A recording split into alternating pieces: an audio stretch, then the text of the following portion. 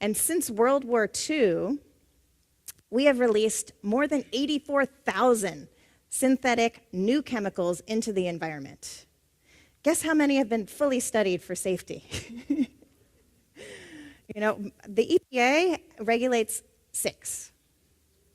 Okay? So there's a massive amount of chemicals that are out there. Many of them have great uses, but we don't really know what the effect is.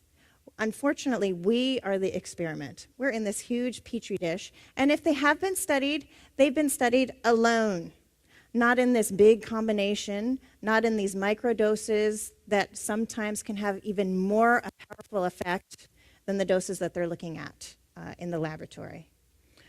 And it's an issue, particularly when the chemicals are cumulative, they add up, and they're pervasive. They're everywhere. Some of these chemicals, you hear about DDT, which was banned in the 70s, thanks to Rachel Carson, who wrote the book Silent Spring. She's really the grandmother of the environmental movement. But DDT was banned. It's still found in every living being, people and animals on the planet. It's found in the Arctic poles. It's everywhere. So these things don't go away.